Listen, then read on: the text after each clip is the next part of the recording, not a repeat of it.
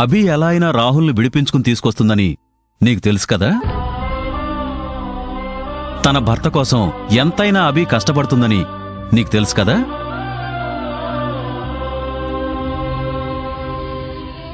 అభి ఒక మాటిస్తే ఆ మాట మీద నిలబడుతుందని నీకు తెలుసు కదా. అభి రాహుల్ని తప్పకుండా తీసుకొస్తుందని, రాహుల్కి ఇష్టమైన వంటకాలన్నీ చేసి పెట్టావంటే అభి మీద నీకు ఎంత నమ్మకం ఉందో నాకిప్పుడు పూర్తిగా అర్థమైపోయింది.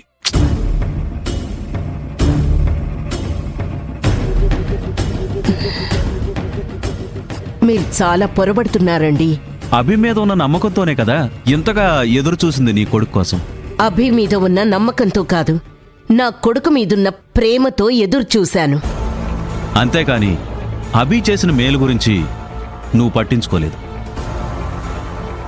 అభి రాహుల్ కోసం ఎంత కష్టపడిందో అది కూడా నీకు అవసరం లేదు, అంతే కదా.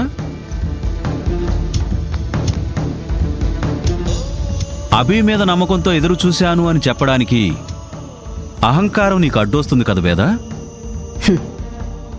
నేనసలు అభి మీద నమ్మకంతో లేను. ఇదిగో బ్యాగ్ సర్దుకొని మరీ పెట్టుకున్నాను.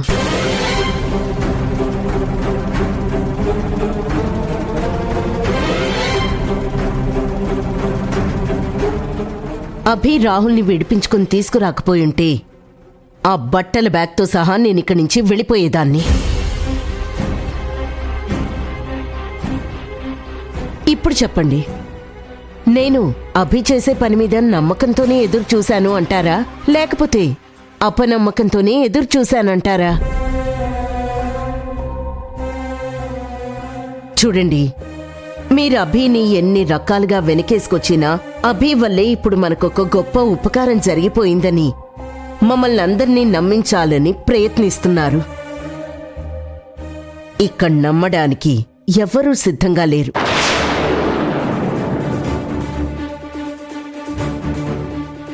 గొప్పెడు శనక్కాయలిచ్చి గంపెడు వేరుశనగుళ్ళు తీసుకున్నట్టు జరిగిన ప్రతి మేలు ఆ అభి చేసిందే అని చెప్పడం మావయ్య గారికి బాగా అలవాటైపోయింది.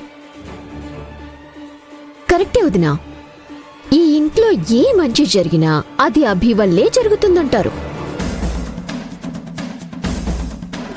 ఎంత గొప్ప శుభకార్యం జరిగినా అది అభి మానవత్వం చూపించటం వల్లే జరుగుతుందని పెద్దనాన్న తెగ పొగిడేస్తూ ఉంటారు.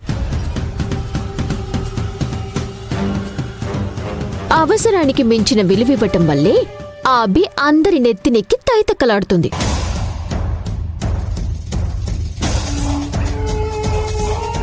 లలిత, ఐరేంద్రి, మీరు అభి గొప్పతనాన్ని పొగడకపోయినా పర్వాలేదు గాని కనీసం అభి వల్ల ఎంతో కొంత మేలు జరిగింది కదా, అదైనా గుర్తుపెట్టుకోవడానికి ప్రయత్నించండి.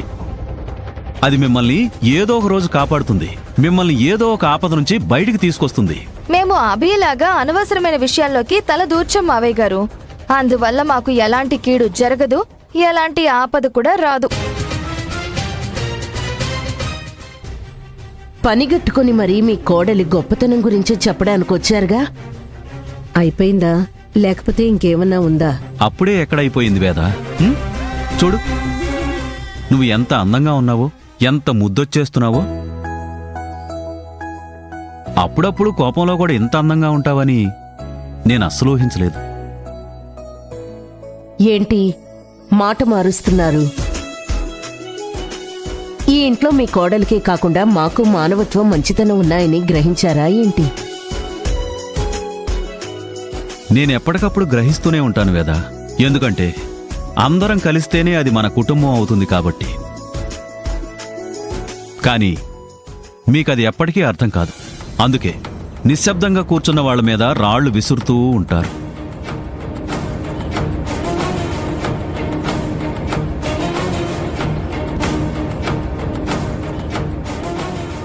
అభి అందర్నీ అర్థం చేసుకుంటూ పోతుంది కదా, అందుకే అభి మీద నీలాంటి వాళ్లు నిందలు వేస్తారు. వెయ్యకండి వెయ్యకండి అని ఎన్ని విధాలుగా చెప్తున్నా కానీ ఆ నిందలు వేస్తూనే ఉంటారు. ఎందుకంటే అభి గురించి నిజాలు తెలుసుకునే మీరు అభి మీద ఉన్న ద్వేషం నుంచి బయటపడతారు ఏదో ఒక రోజు.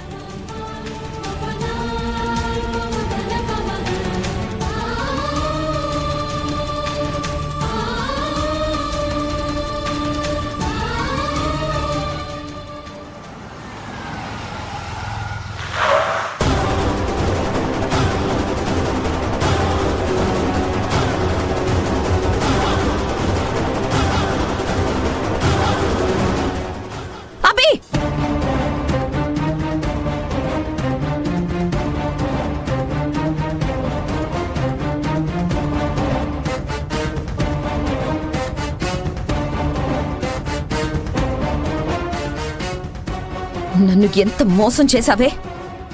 మాట మీద నిలబెడతా అనుకున్నాను. ఇచ్చిన మాట ప్రకారం నా మీదున్న కేసుని వెనక్కి తీసుకునేలా చేస్తావు అనుకున్నాను. ఆఖరికి నువ్వు కూడా మోసగాళ్ల జాబితాలోకి చేరిపోయావనుకుంటా. నేను చేసిన దాన్నే మోసం అనుకుంటే మరి నువ్వు చేసిన దాన్ని ఏమనాలి?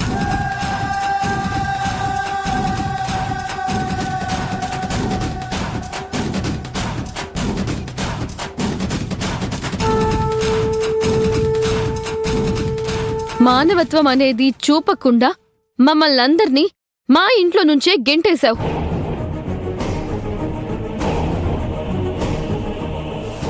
బలవంతంగా మా ఆస్తిపాస్తులు లాక్కొని మాకు నిలువ నీడ లేకుండా చేశావు. దానికి నిన్నే మనాలి. ఆపబే.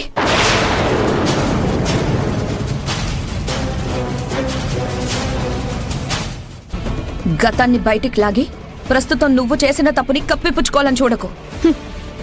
నేను చేసింది తప్పైతే కదా కప్పిపుచ్చుకోవడానికి. అవునవును, నువ్వు ఒక పెద్ద మహనీయురాలివి. అన్నీ ఒప్పులే చేస్తావు కదా. నాకు తెలుసాబే, నువ్వొక పెద్ద మోసగత్తివి. నువ్వే కాదు, నీ కుటుంబం మొత్తం మోసగాళ్లే. ఏ కనిష్క,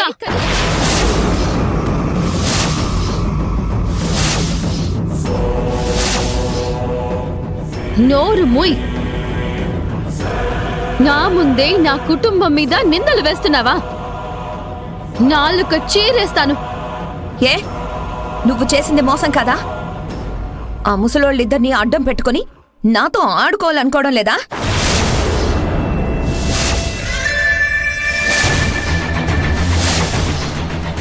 నేను రాహుల్ని విడిపించాలంటే నా మీదున్న కేసుని కూడా వెనక్కి తీసుకునేలా చేస్తానన్నా కదా. మరి మాట ఇచ్చినట్టే ఇచ్చి నువ్వు తప్పలేదా? కనిష్క, ఇప్పటికే నీకు 100 సార్లు చెప్పాను. ఆ ముసలి దంపతుల దగ్గర నుంచి నువ్వు లాక్కున్న ల్యాండ్ని తిరిగిచ్చేయ్. అది ఇచ్చేస్తే ఆ కేసు కూడా వెనక్కి తీసుకుంటారు.